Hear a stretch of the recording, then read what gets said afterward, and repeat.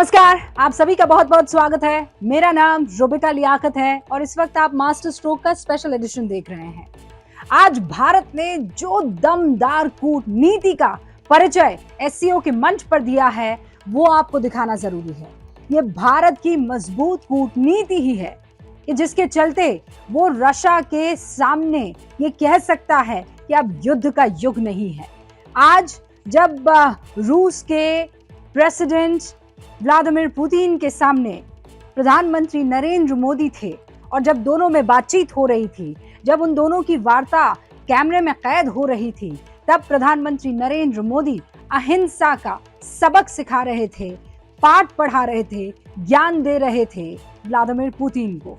वो ये कहने से नहीं चूके और बताने से नहीं चूके कि युद्ध से कुछ हासिल नहीं होगा, और सिर्फ उन दो देशों को नहीं जो युद्ध में मौजूद हैं या युद्ध कर रहे हैं, बल्कि उनसे जुड़े तमाम देशों को इसका खामियाजा भुगतना पड़ेगा। और यही वजह है कि आज एससीओ के मंच पर प्रधानमंत्री नरेंद्र मोदी ने दो बहुत महत्वपूर्ण विषयों को उठाया।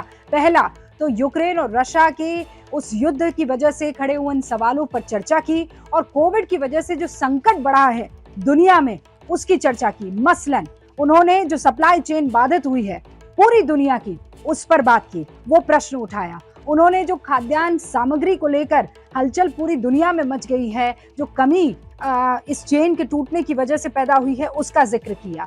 उन्होंने तेल के बढ़ते हुए दामों का जिक्र किया, और एससीओ के मंच पर मौजूद हर एक देश ने इस बात पर हामी भरी है। और प्रधानमंत्री नरेंद्र मोदी सिर्फ व्लादिमीर पुतिन के सामने ही नहीं, उन्होंने चीन और पाकिस्तान को भी ये बता दिया कि दोस्ती तो हम करेंगे, लेकिन तभी जब तुम सरहद में रहना सीखोगे। तो आज वो जो कूटनीति का दम हिंदुस्तान का दिखा है एससीओ के मंच पर, दिखाते हैं आपको।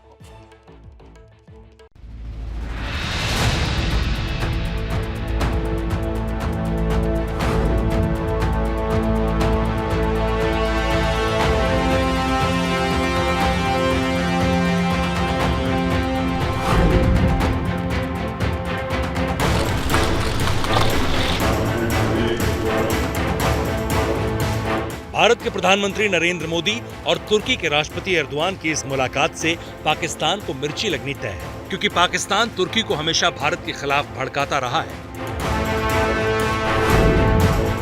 इसी तरह से जब एक ही मंच पर शी जिनपिंग और व्लादिमीर पुतिन मिलेंगे तो अमेरिका का भी सिरदर्द बढ़ना तय है। उज्बेकिस्तान के समरकंद में कूटनीति का वो समर चल रहा है जिस पर पूरी दुनिया की निगाहें टिकी हुई हैं, क्योंकि इस समर में दुनिया की तीन महाशक्तियां चीन, रूस और भारत एक साथ हैं। इस पूरी बैठक में दुनिया के इन्हीं तीन बड़े नेताओं का जलवा था।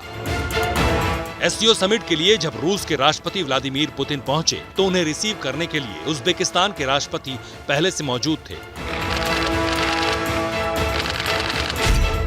इसी तरह भारतीय प्रधानमंत्री नरेंद्र मोदी इस समिट में हिस्सा लेने के लिए पहुंचे तो उज्बेकिस्तान के राष्ट्रपति ने उन्हें रिसीव किया। पूरे 21 सेकंड तक दोनों नेताओं ने हाथ मिलाया। इसी तरह से एक एक करके 8 नेता आए और फिर एससीओ के 8 सदस्य देशों के राष्ट्राध्यक्षों का फोटो सेशन हुआ, जिसमें एक कोने पर भारत के प्रधानमंत्री थे तो दूसरे कोने पर पाकिस्तान के प्रधानमंत्री शहबाज शरीफ।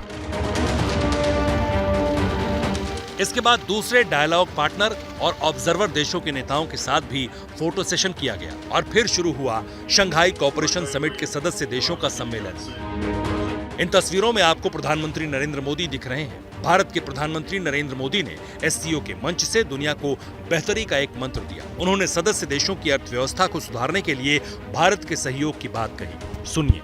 महामारी और यूक्रेन के संकट से ग्लोबल सप्लाई चेन्स में कई बाधाएं उत्पन्न हुई, जिसके कारण पूरा विश्व अभूतपूर्व ऊर्जा एवं खाद्य संकट का सामना कर रहा है। एससीओ को हमारे क्षेत्र में विश्वस्त, रेजिलिएंट और डाइवर्सिफाइड सप्लाई चेन्स विकसित करने के लिए प्रयत्न करने चाहिए। इसके लिए बेहतर कनेक्टिविटी की आवश्यकता तो होगी ही, साथ ही यह भी महत्वपूर्ण होगा कि हम सभी एक दूसरे को ट्रांजिट का पूरा अधिकार दें। इस वर्ष भारत की अर्थव्यवस्था में 7.5% वृद्धि की आशा है, जो विश्व की बड़ी इकोनॉमीज में सबसे अधिक होगी। हमारे पीपल सेंट्रिक डेवलपमेंट मॉडल में टेक्नोलॉजी के उचित उपयोग पर भी बहुत फोकस दिया जा रहा है। हम प्रत्येक सेक्टर में इनोवेशन का समर्थन कर रहे हैं। आज भारत में 70,000 से अधिक स्टार्टअप्स हैं, जिनमें से 100 से अधिक यूनिकॉर्न है। हमारे ये अनुभव कई अन्य एससीओ सदस्यों के भी काम आ सकता है।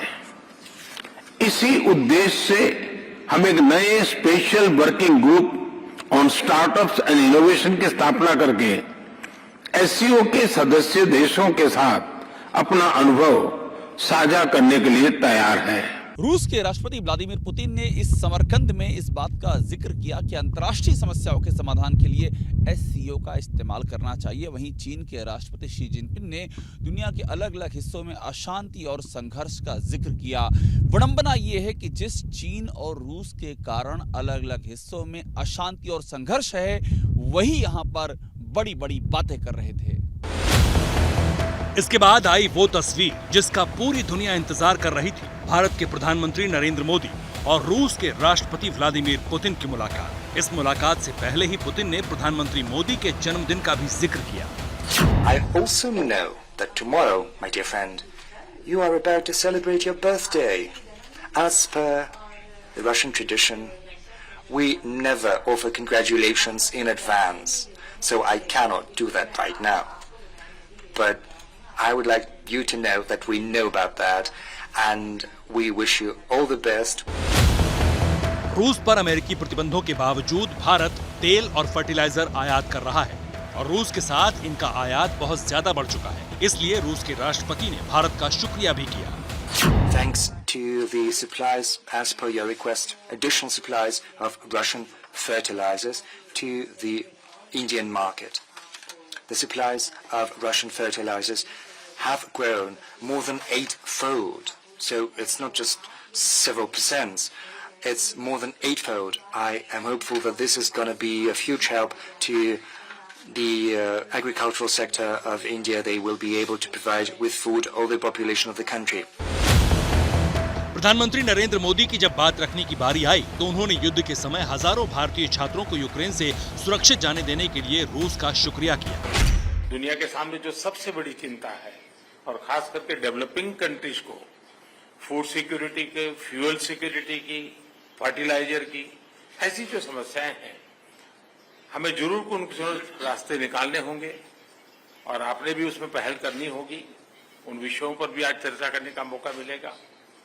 एक्सेलेंसी, मैं आपका और यूक्रेन दोनों का इस बात के लिए आभार व्यक्त करना भी चाहूंगा, क्योंकि जब शुरू के दिनों में इस संकट के काल में हमारे हजारों स्टूडेंट्स यूक्रेन में फंसे हुए थे, आपकी और यूक्रेन की मदद से हमारे स्टूडेंट को हम सुरक्षित रूप से बाहर निकाल पाए, उनके घर तक हम पहुंचा पाए, और इसके लिए मैं आप दोनों देशों का आभारी हूं। इसके बाद प्रधानमंत्री मोदी ने रूस को युद्ध रोकने का भी मंत्र दिया। पुतिन के सामने बैठकर दुनिया भर के कैमरों के सामने मोदी ने ये कह दिया कि ये युग युद्ध का नहीं, बातचीत का है। मैं जानता हूं कि आज का युग युद्ध का है नहीं, कि डेमोक्रेसी और डिप्लोमेसी और डायलॉग, ये सारी बातें ऐसी हैं कि जो दुनिया को एक स्पर्श करती है। आने वाले दिनों में शांति के रास्ते पर हम कैसे बढ़ सके, उसके विषय में जरूर आज हमें चर्चा करने का मौका मिलेगा। आपका व्यू पॉइंट समझने का मुझे भी एक अवसर मिलेगा। असल में भारत ने दुनिया को दिखा दिया है कि वो बड़े बड़े विवाद भी सुलझा सकता है। भारत का दोस्त रूस भी है और अमेरिका भी है। दो धड़ों में बसी हुई इस दुनिया में अगर कोई बैलेंसिंग का सही काम कर सकता है तो वो भारत के प्रधानमंत्री नरेंद्र मोदी हैं। रूस को भारत की ज़रूरत इसलिए है क्योंकि उसे भारत के बाजार चाहिए और साथ ही जो अमेरिकी प्रतिबंध लगे हैं उसके आईने में ये भी साबित करना है कि रूस अलग थलग नहीं पड़ा है। इस पूरी कूटनीतिक रस्साकशी में एक महत्वपूर्ण किरदार है ये यानी चीन के राष्ट्रपति शी जिनपिंग, जिन्होंने उज्बेकिस्तान में बहुत सी द्विपक्षीय वार्ताएं की, ईरान के राष्ट्रपति इब्राहिम रईसी से भी मिले, पाकिस्तान के प्रधानमंत्री शहबाज शरीफ से भी मिले। लेकिन भारत ने भी चीन को ये दिखा दिया कि वो तब तक बातचीत नहीं करेगा जब तक सरहद पर हालात सामान्य नहीं होते। भारत चीन का धोखा देख चुका है कि कैसे 2019 में ममल्लापुरम में मुलाकात के बाद चीन ने लद्दाख में पीठ में खंजर घोंप दिया, जिसके बाद गलवान की घटना हुई जहां भारत के 20 जवानों की शहादत हुई। इसलिए इस बार प्रधानमंत्री मोदी जिनपिंग से नहीं मिले। भारत ने चीन को साफ संदेश दे दिया है कि अगर संबंध सुधारने हैं तो पहले सरहद सुधारो। जब तक लद्दाख में मामला सुलझता नहीं है, जब तक चीन की सेनाएं पीछे नहीं हटती हैं, तब तक तस्वीरों में दोस्ती दिखाने का कोई मतलब नहीं है। शायद ये बात चीन को तुरंत समझ में आ गई और इसीलिए उसने अगले साल समिट के लिए भारत की अध्यक्षता का समर्थन कर दिया। पाकिस्तान से तो भारत की मुलाकात की कोई बात थी भी नहीं और हुई भी नहीं, क्योंकि पाकिस्तान भारत के लिए फिलहाल कोई मायने नहीं रखता। लेकिन इन तस्वीरों को देखकर पाकिस्तान जरूर परेशान होगा। तुर्की को भी दुनिया की ताकत बनने का भूत सवार है, इसलिए वो नाटो का सदस्य भी है और एससीओ में भी डायलॉग पार्टनर। वो यूक्रेन को हथियार भी दे रहा है तो रूस के साथ भी दिख रहा है। वो पाकिस्तान को ड्रोन दे रहा है तो भारत के साथ भी नजर आ रहा है। यही डिप्लोमेसी का खेल है। जैसे ही घड़ी का काटा दोपहर 2:30 पे आए, बबीता जी का दिल सास बहू साजिश के लिए मचल जाए। और ये है इनकी बहू, पूरे दिन ऑफिस की टेंशन हो जाए गॉन जब ये करें अपना फेवरेट शो फ्री टाइम पे ऑन। इनकी तरह आप भी देखें अपना फेवरेट शो अपने टाइम पर और डाउनलोड कीजिए एबीपी लाइव ऐप अपने स्मार्ट टीवी पर।